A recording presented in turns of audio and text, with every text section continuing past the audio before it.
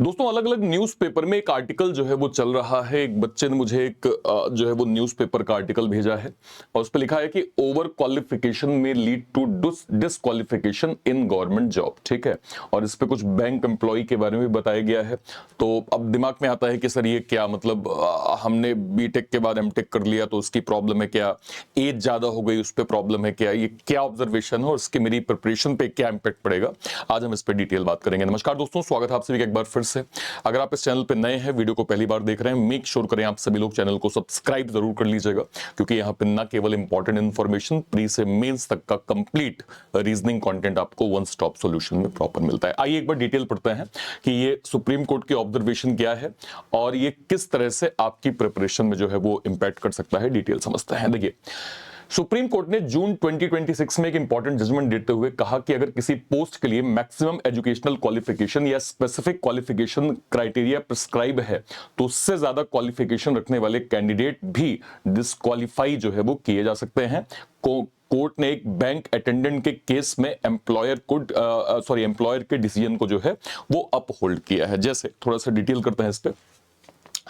India में qualification का जो एक प्रॉब्लम है वो क्या है, हो क्या रहा है सर, एक जो है वो डेटा के हिसाब से एजुकेटेड जो है वो अनएम्प्लॉयमेंट इंडिया में काफी हाई है।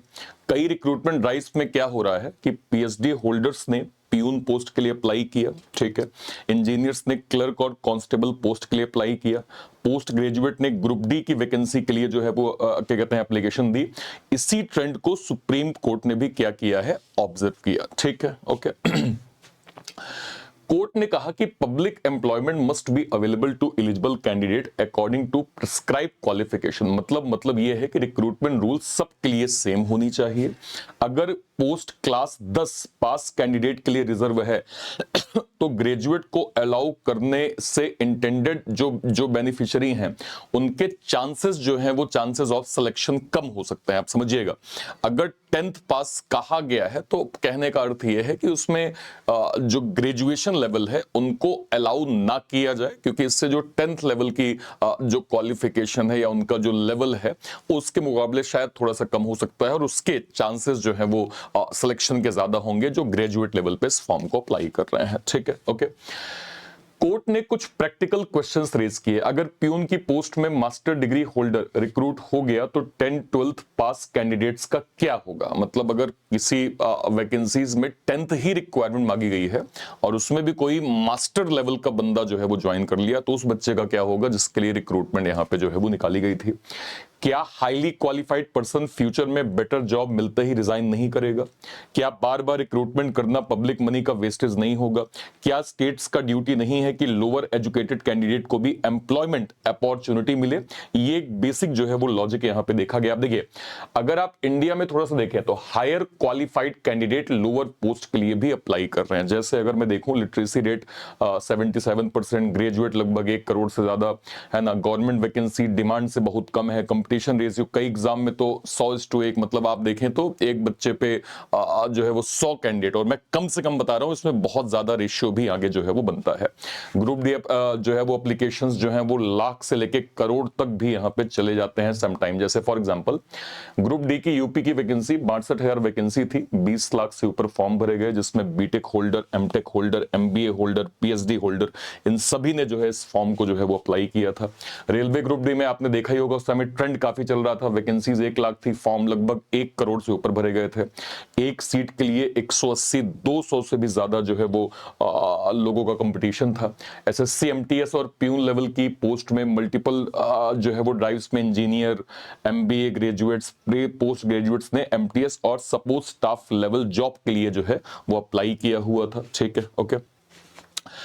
Candidate, why do over qualified candidate apply? देखिए, पहली चीज क्या है, जॉब सिक्योरिटी। गवर्नमेंट जॉब क्या क्या प्रोवाइड कर रहा है आपको? फिक्स सैलरी दे रहा है, पेंशन दे रहा है, एनपीएस बेनिफिट दे रहा है, मेडिकल फैसिलिटी दे रहा है, सोशल जो है वो स्टेटस दे रहा है। ये आपको सबसे पहला बेनिफिट। प्राइवेट सेक्टर में क्या हो रहा है, ले ऑफ हो जाते हैं, कॉन्ट्रैक्ट एम्प्लॉयमेंट होते हैं, जॉब इंस्टेबिलिटी होती है। गवर्नमेंट सेक्टर कंपैरेटिवली स्टेबल जो है वो माना जाता है एज कंपेयर टू प्राइवेट। ठीक है, ओके। सैलरी एक्सपेक्टेशन, कई टायर 2 टायर जो है वो 3 सिटीज में गवर्नमेंट क्लर्क की सैलरी लगभग 35 से लगभग 50,000 के बीच होती है। ये कई प्राइवेट एंट्री लेवल जॉब से कंपिटिटिव होती है, ध्यान रखिएगा, ठीक है। तो एक्सपर्ट के अकॉर्डिंग ओवर क्वालिफिकेशन से अंडर एम्प्लॉयमेंट यानी कैंडिडेट की एक्चुअल कैपेबिलिटी का फुल यूटिलाइजेशन नहीं होता है। जैसे फॉर एग्जांपल कि कोई बीटेक होल्डर है, अब उसने अगर प्यून के लिए अप्लाई किया है, मान लीजिए हो जाएगा तो वहीं पोस्टेड हो जाएगा, तो भाई ये वाला फैक्ट यहां पे जनरली जो है वो लागू हो जाता है, ठीक है, okay. Highly qualified employ better opportunity मिलते ही रिजाइन कर सकता है, ठीक है। पहली चीज, करंट जॉब में अगर मान लीजिए उसका हो जाता है और कल को उसको उसके लेवल की जॉब मिलती है तो वो उसको सबसे पहले रिजाइन करेगा। एम्प्लॉयर को दोबारा रिक्रूटमेंट जो है वो करना पड़ता है। ये पॉइंट सुप्रीम कोर्ट ने इनडायरेक्टली जो है वो क्या किया है, हाईलाइट किया है या पॉइंट आउट किया है, ठीक है, ओके। अगर ग्रेजुएट कैंडिडेट क्लास 4 पोस्ट ले लेता है तो 10th पास कैंडिडेट की अपॉर्चुनिटी रिड्यूस हो सकती है। इस लॉजिक को भी जो है वो कोर्ट ने जो है वो इंपॉर्टेंस यहां पे दी है कि हाँ भाई कोई 10th लेवल की वैकेंसी है, फॉर्म ही ग्रेजुएट बच्चा भर रहा है, तो लेवल के अकॉर्डिंग ग्रेजुएट बच्चों के चांस ज्यादा बनते हैं सिलेक्शन के, और अगर वो हो जाता है तो 10th पास कैंडिडेट की जो है वो अपॉर्चुनिटी लॉस हो जाती है।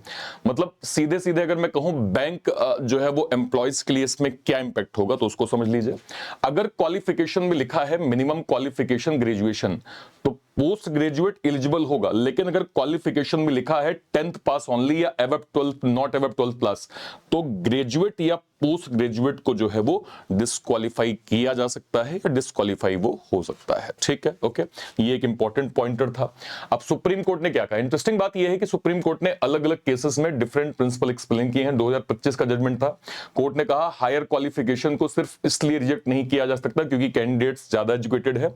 और 2026 में क्या जो है वो कहा गया है, अगर recruitment rules specially lower qualified category को प्रोटेक्ट करने के लिए बनाए गए हैं तो ओवर क्वालिफाइड कैंडिडेट को एक्सक्लूड किया जा सकता है। तो higher qualification automatically eligible guarantee नहीं करती है।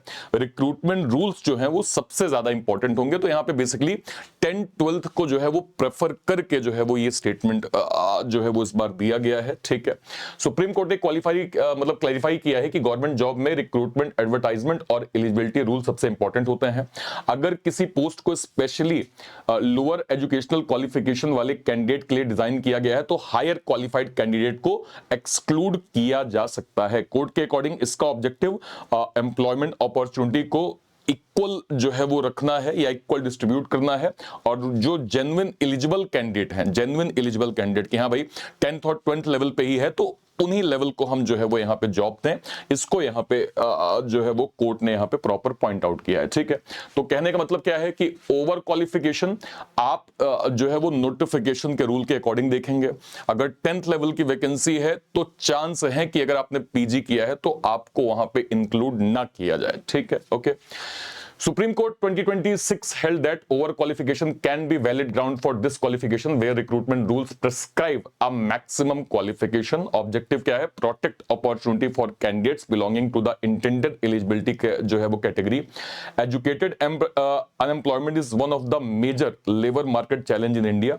Government job continue to attract highly qualified applicants because of job security and social prestige. देखिए सीधा सा सारांश मैं आपको बता दूं, बस वो ये है कि अगर कहीं पे लोअर क्वालिफिकेशन बोली गई है तो वहां हायर क्वालिफिकेशन को मान्यता देने से ये भी सवाल है कि जो उस लोअर क्वालिफिकेशन के जो बच्चे हैं भाई वो उनसे तो कंपीट नहीं कर पाएंगे। अब जो 10th लेवल है, जो एमबीए लेवल है, अगर आप दोनों के लेवल को देखेंगे इन टर्म्स ऑफ कि भाई जो है वो किसका एक माइंड ज्यादा शार्प होगा तो जाहिर सी बात है उसकी अपॉर्चुनिटी कम हो जाएगी, जिसका जो है वो लोअर एक प्रकार से मैं कहूं क्वालिफिकेशन एक चांस बनते हैं, और इसको जो है वो सुप्रीम कोर्ट ने ऑब्जर्व किया है। तो ये एक कंप्लीट जो है वो तथ्य है जिसके बिहाफ में एक यहाँ पे आउटकम निकल के आया है।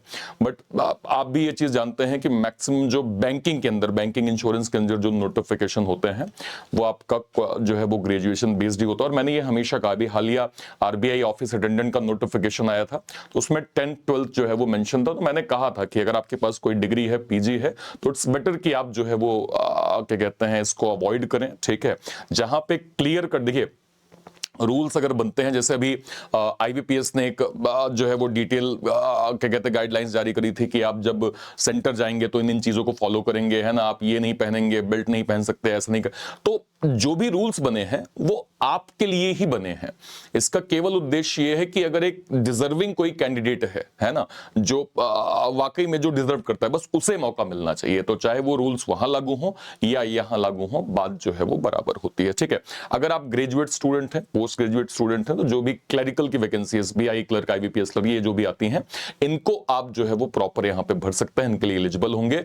बट अगर कोई ऐसा नोटिफिकेशन जो केवल 10th लेवल पे बेस्ड है, ठीक है, तो वहां पे एक चांस है एज पर नोटिफिकेशन रूल या एज पर नोटिफिकेशन में स्ट्रिक्टली हो सकता है आने वाले टाइम पे आपको नोटिफिकेशन में स्ट्रिक्टली ये देखने को मिल जाए कि हाँ भाई उसमें मेंशन होगा, हालांकि मेंशन किया भी होता है, मेंशन होगा कि अगर आपने ग्रेजुएट कर रखा है, ग्रेजुएशन कर रखा है, तो आप जो है वो अप्लाई मत करिए। अभी कोई हालिया नोटिफिकेशन था, मुझे याद नहीं आ रहा है, उसमें यह भी लिखा था कि ग्रेजुएशन चल रहा होगा, फर्स्ट ईयर सेकंड ईयर में, तो आप अप्लाई कर सकते हैं, लेकिन ग्रेजुएशन हो गया है, डिग्री हो गई है, तो आप उस फॉर्म को अप्लाई नहीं कर सकते। तो उस रूल को फॉलो करिए सर, दैट्स इट, इसको फॉलो करिए। हर एक कैटेगरी में हर एक जो है वो कैंडिडेट जो है वो डिजर्विंग होता है। जो कैंडिडेट जिस लेवल पे है उसको वो मौका जो है वो प्रॉपर मिलना चाहिए। ठीक है सर, ओके। 2026 में अभी सारे बड़े जो नोटिफिकेशन हैं, SPI clerk, IBPS clerk, RRB clerk के, मैं कहूँ SPI PO, IBPS PO, RRB PO, ये सारे नोटिफिकेशन आपके सामने हैं। और मैं बिल्कुल ये कहूंगा कि जो भी एक फ्रेश ग्रेजुएट बच्चे हैं जिनकी अभी डिग्री कंप्लीट हो गई है या होने वाली है, या जो है वो अगस्त सितंबर तक हो जाएगी, वो अभी से जो है वो बैंकिंग 2026 को टारगेट कर सकते हैं। इसको ध्यान रखते हुए सर हमने डेडिकेटेड जो है वो निर्माण फाउंडेशन जो है वो डेडिकेटेड क्लर्क के लिए लॉन्च किया है। इसमें कंप्लीट आप क्लर्क फाउंडेशन की स्टडी बिल्कुल स्क्रैच से कर सकते हैं। इसके अलावा हमारा जो है वो पलटन ex serviceman batch dedicated ESM और डीईएसएम कैटेगरी के लिए है। इसमें जो है वो SPI clerk foundation, IBPS clerk foundation, RRB clerk foundation जो है वो एक्स सर्विसमैन कैटेगरी के लिए बिल्कुल स्क्रैच से आप जो है वो यहाँ पे स्टडी कर सकते हैं। इसके अलावा अगर मैं जाऊं तो हमारा dedicated sir elite SBI PO, IBPS PO का फाउंडेशन जो है वो लॉन्च हो रहा है। डेडिकेटेड हमने एसबीआई पीओ और आईबीपीएस पीओ की स्क्रैच से लेके हाई लेवल तक का कंटेंट इस बैच के अंदर हम प्रॉपर दे रहे हैं, जिसको आप फोकस्ड होकर अपनी स्टडी जो है वो कर सकते हैं। ये आपको कहां मिल जाएंगे? ये आपको मिल जाएंगे सर हमारे मतलब इंस्टेड ऑफ दिस कि आप अलग अलग बैचेस को अवेल करें, मैं आपको रिकमेंड करूंगा कि आपको हमारे बैंक महापैक के साथ जाना चाहिए, जो कि फिलहाल डिस्काउंटेड प्राइस में 1 साल के लिए 999 में आपको मिल रहा है। यानी 1 साल तक जितने भी नोटिफिकेशंस आएंगे, उसके जो भी बैचेस बनेंगे, वो सब आपको 999 में प्रॉपर मिल जाएगा। और इसके अलावा अगर आप जाएंगे तो ये हमारा एक्स सर्विसमैन सुपर पैक है। ये डेडिकेटेड केवल एक्स सर्विसमैन कैटेगरी के लिए बनाया गया है। इसमें अभी तक के जितने भी एक्स सर्विसमैन बैचेस हैं वो मिल जाएंगे। करंट के ऑनगोइंग जो एक्स सर्विसमैन बैचेस चल रहे हैं वो मिल जाएंगे, और आने वाले टाइम पे जो भी एक्स सर्विसमैन बैचेस लॉन्च होंगे वो भी आपको इसके अंदर प्रॉपर जो है वो मिल जाएंगे। इसको आप कहां से अवेल कर सकते हैं? ये जो क्लास चल रही है, या तो इसी के डिस्क्रिप्शन बॉक्स में, या फिर कोई वीडियो, मान लीजिए आप यहां पे गए, आप ऐसे चैनल पे गए, कोई वीडियो, मान लीजिए मैं ऐसे लाइव सेक्शन में जाता हूं, मान लीजिए मैं ऐसे इसी वीडियो पे क्लिक करता हूं, जैसे मैं इसको क्लिक करूंगा और जैसे मैं इसके डिस्क्रिप्शन बॉक्स में आऊंगा तो आप यहां पे देख रहे होंगे सबसे ऊपर यहां पे ये बैंक महापैक की जो है वो लिंक मिल गई।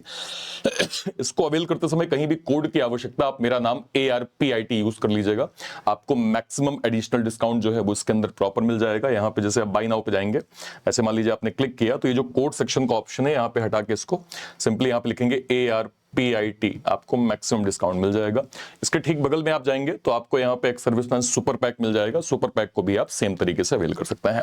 और कहीं भी कोई डाउट होता है, अपनी बात इस वीडियो के कमेंट सेक्शन में जरूर रखिएगा। फिलहाल के लिए सेशन को इतना ही, टिल देन, तब तक के लिए bye bye, thank you so much, thank you so much, जय Hind, thank you, thank you, thank you.